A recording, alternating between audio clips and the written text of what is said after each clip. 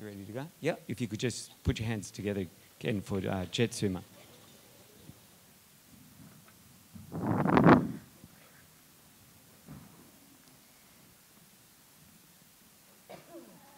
So now we are on this side, 22, 140. These, as you can see, is the realm of the animals. We have snow lions and elephants and seahorses and all sorts of wonderful things. Dragons, I think. Cows, swans, all sorts of things. Anyway, so this is the realm of the animals, which is a realm which we actually cohabit this earth with. We share this earth with the animals. In Buddhism, when we do any prayers or any aspirations, it's always said for the sake of all sentient beings. So all sentient beings means not just human beings, but animals, beings in the waters, in the sky, on the earth, spirits, beings in the hell realms, beings in the higher realms, all beings who have consciousness. A couple of years ago, we got this consignment, a surprise consignment of a group of very young girls from remote areas, which we weren't expecting, but we got a busload of them. And after a few weeks, somebody asked one of these girls, they by this time had become nuns. She was about 7, I guess. They asked her, "Oh, isn't it wonderful? Now you've joined this nunnery and you can pray for your mummy and daddy and for your family." And the little nun said, "In this nunnery, we pray for all sentient beings." So stuff that.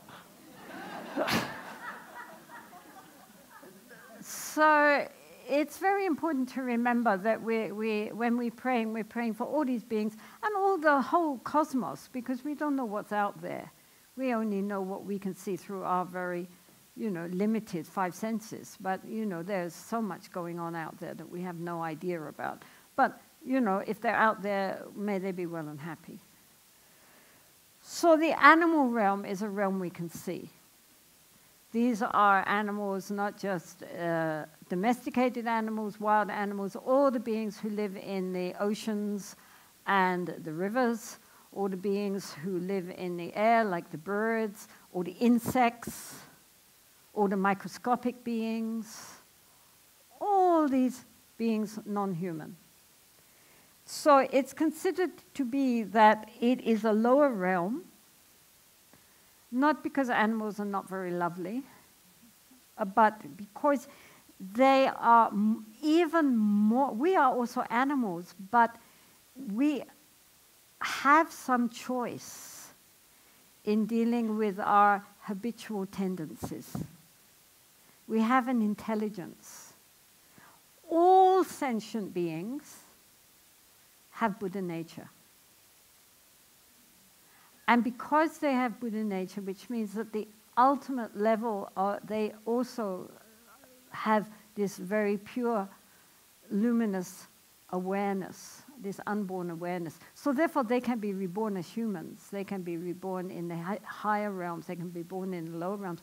They're all part of the cycle. It's not that they're going to be animals forever. But while they're caught in the animal realm, it is, although they can be very kind, although they can be very compassionate, although they're often very devoted, but still their ability for analytical thinking is very restricted. And for that reason, it's regarded as being a lower birth than being, a human being. On the other hand, in the Jataka stories, which are very popular stories of the Buddha in his former lives, when he was a bodhisattva working his way up to becoming Siddhartha Gautama and a Buddha. Many of the lifetimes he was depicted as being an animal, a rabbit, an elephant, a monkey, and so forth. Always a male monkey, elephant, and rabbit. Better a rabbit male than a human female, obviously. But nonetheless, anyway, he often was in animal realm. And so, but a very compassionate animal. I mean, again, he is shown as sacrificing himself for the good of others in all these are kind of folk stories, but always with this very self-sacrificing animal, who is the Buddha going through his evolution until he finally took human birth. So the animals, as I say, they all have great potential, and if they realize their potential, they can also get reborn in higher levels. They're not stuck forever, evoluting only in an animal realm. They can become human, which may or may not be a good thing. But also, on our plane, people who think that life is all about being comfortable, and they like food, they like being comfortable, they like dulling their senses by looking at kind of useless programs on television. I mean, not the useful programs, the useless ones. And just thinking about food and sex and comfort and just the animal instincts, then if that's all they think that life is about, is just being comfortable, then, I mean, I would advise them to pray very hard to come back next time as a pet poodle. Because if you consider they are groomed, they are loved, they are fed, they don't have to work, they don't have to have brilliant conversation. They have a great life. If that's all you think that it's for, then why not be a pet? You go into any house, you know which is the most comfortable seat because the cat's on it.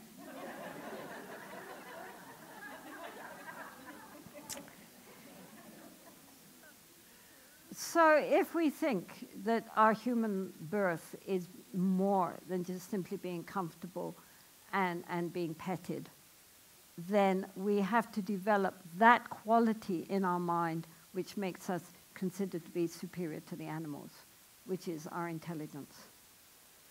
So, I mean, the animal realm is considered to be, so people can go down as well as up, according to the Buddhist cosmology.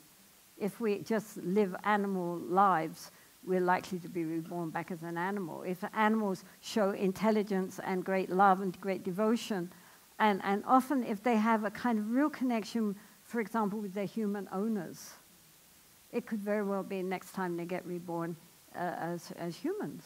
I mean, as I say, this is a cycle. It's going up and down the whole time. Nobody's stuck forever in one position. You're always being,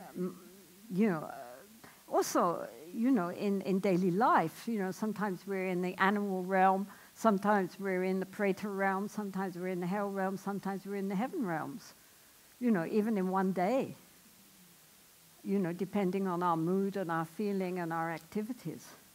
So we're constantly changing. This is not something static. And so also in from the point of view of animals have the potential to go up and they have the potential to go down. And likewise, all these beings have potentials to move out of their situation into a higher one or descend into a low one. It's like snakes and ladders. I mean, the snakes are very long down and the ladders are very short. But, you never know each throw whether you're going up or you're going down. It depends on our actions. So those are the animals. And then I have to keep a track of time. We have lots of time. Good. So the animal realm is important for us because it's something which we share our planet with, that we are conscious of, that the animals, and animals themselves have great potential to evolve. It's not that they, some animals just naturally, you can tell with your animals also, some animals are much more intelligent, much more empathetic, and some are not, just as with people. And so, animals also are beings. They're alive. They have feelings. They have emotions. And therefore, we shouldn't just also take them for granted and treat them as if they were chairs and tables for our convenience. So people are very loving towards their pets. I mean, in New York, there are some streets which have more pet shops than they do beauty parlors. But nonetheless, those same people will go out and order steak, for lunch and not think, what are they eating? In Buddhism, of course, there is no, except in certain Mahayana schools, there's nothing against what you eat. Buddhist ethics is based on non-harming, not killing, stealing, and so forth. But there is nothing about dietary restrictions or what you wear.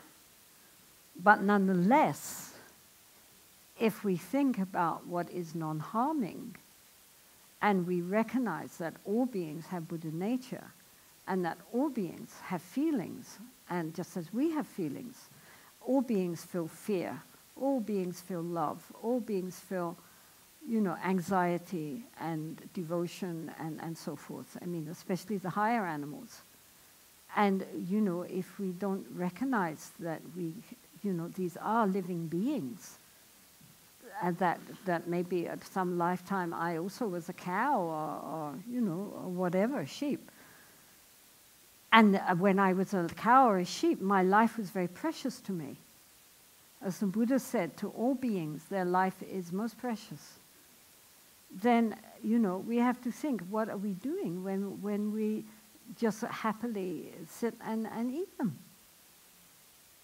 And, because by buying the meat, by eating the meat, you are supporting the meat industry. If people didn't buy the meat, nobody would raise the cattle and sheep to be slaughtered. But people who have worked in abattoirs talk about, unbelievable. I mean, the terror of knowing these animals know what's going to happen to them, and they're terrified. But nothing can be done. And you're eating that terror which goes into their system. It floods their system. And then we're eating that and poisoning ourselves with that terror which they must all be feeling. And the way they're brought up. It's not even like mostly they live out nice lives and then at the end they're killed. Nowadays, it's a whole industry. I mean, it's a horror industry. I mean, even Tibetans who are pretty heavy meat eaters, I mean, they're pretty carnivorous. But now, more and more, first the nunneries, then the monasteries, and now many lay people have become vegetarian. And I mean, when you consider the big monasteries, like down south, where they have 10,000 monks, to a monastery, how many animals were slaughtered for feeding those monks, especially during festivals. And that stopped. And there are groups of young Tibetans who go around showing these films of how animals are raised in these, these animal farms for slaughter. And even the Tibetans are pretty hardcore. Then toddle up the hill and take vows from the Lama not to eat meat. Because they never think, you see it, especially in the West, it's all nicely laid out, on the slab, all packaged all nicely. You're not thinking, what is that actually that we're eating? That was a living being that wanted life. And it had misery all through its life, And then it died in terror just because of our greed. So, personally, I don't see any possible excuse for people who talk about compassion to eat animal flesh. I mean, honestly, more and more, I think there is no excuse. You're just greedy. There's no reason. I mean, in Tibet, yes, there was not much happening. You know, even though some lamas were vegetarian mostly, you know, there was no alternatives much for if you didn't eat meat, where you're getting protein. But in the West, we have 10,000 things to eat. Why eat food which causes suffering to other beings and then call ourselves compassionate? Sit down and meditate on loving kindness and then go off and, you know, eat a plate of, you know, whatever you're eating, lobster. So, we should have compassion for the animal realm too. And as much as possible, recognize that we have much more in common with animals than we imagine. That if we were in that state of being an animal, how we would feel about the way we are treated by human beings, who kill so indiscriminately and have no feeling of compassion and empathy towards beings who can't tell them how they feel. I mean, if animals could talk, would we still eat them?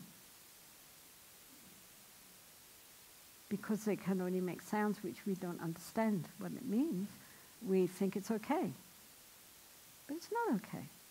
As Bernard Shaw said, when he was a 19th century Irish writer, and he was a vegetarian, which was very weird in those days in England.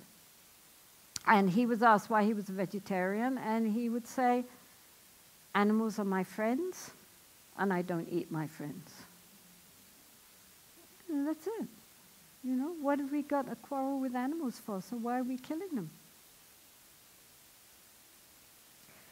So we should have compassion for the animal realm and try to help them and preserve them and give them a healthy environment in which to live as much as possible, because we share this planet with them.